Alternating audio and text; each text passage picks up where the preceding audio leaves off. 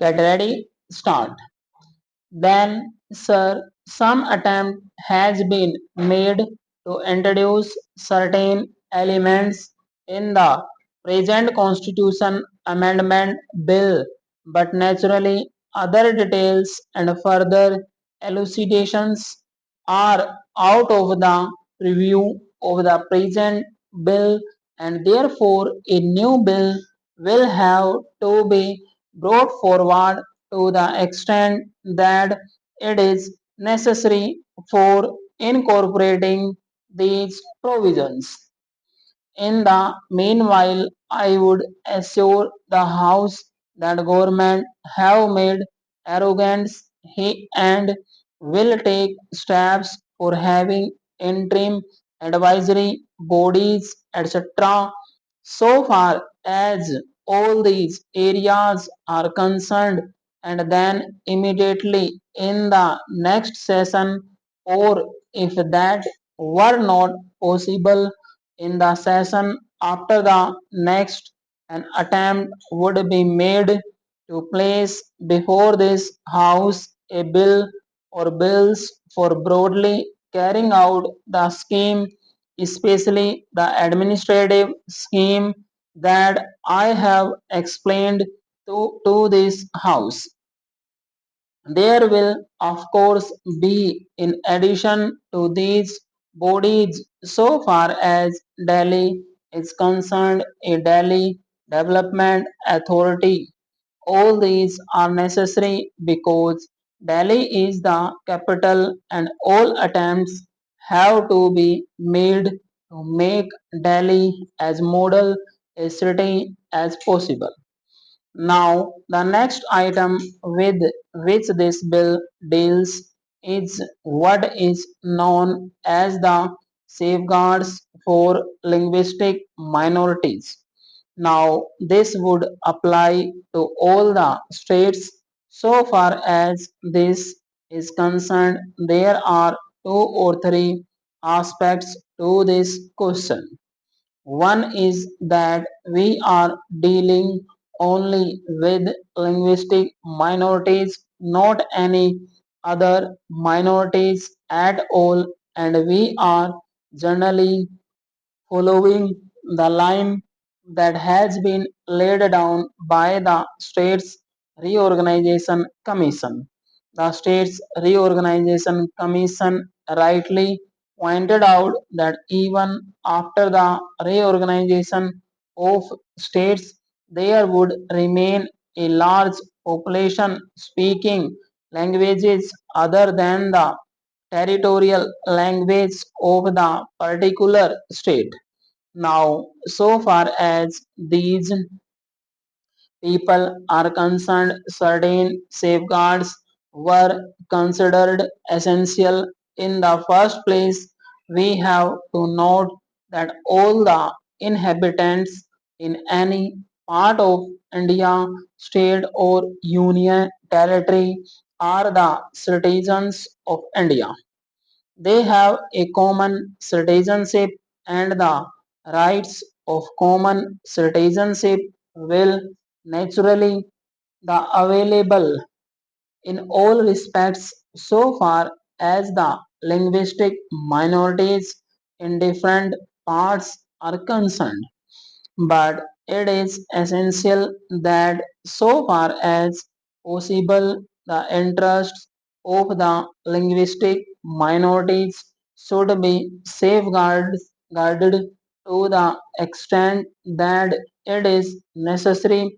The States Reorganization Commission have pointed out in this respect that after all these linguistic minorities are the citizens of India. Now, sir, so far as the States Reorganization Commission was concerned, it was stated that as far as possible, there ought to be no statutory safeguards as such except to the minimum extent, and whatever it has has been accepted. It was stated that in respect of the rights of the children of these linguistic minorities, there ought to be a statutory provision and that they ought to be taught through the medium of their own mother tongue at the primary school level.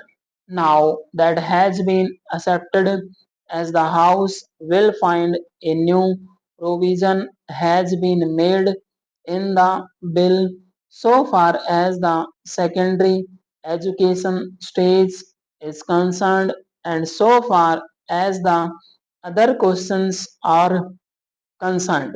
The other questions are many, as for example, to what extent there should be the language to a minority as a medium of examination in middle schools and in colleges, or whether it should also be a medium of administration in government offices.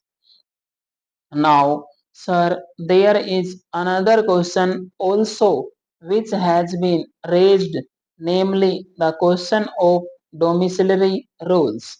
There are certain states where certain rules are made according to which it may be difficult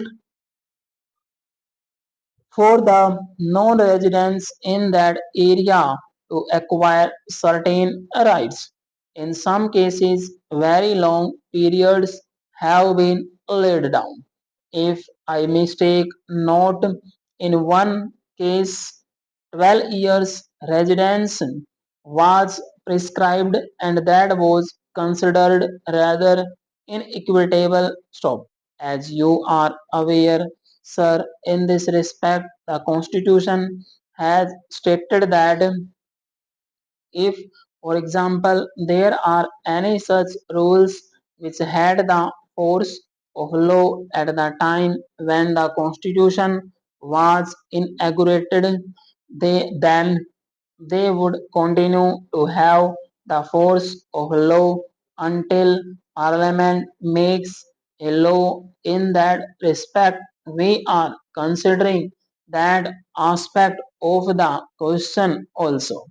Then, sir, the important citizen question that has to be noted is that if we have a common citizen, then the question arises whether it would be open or it ought to be open to which are likely to be complained of an discriminatory provision so far as the acquisition of property is concerned or so far as the admission to government services is concerned.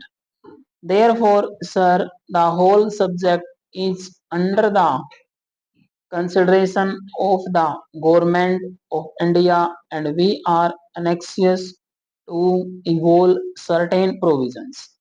Therefore, sir, coming back to the linguistic minorities, what has been decided is this: it was suggested that the government should have the right of finding out the solution for this and giving property rights to all citizens in his state. Stop.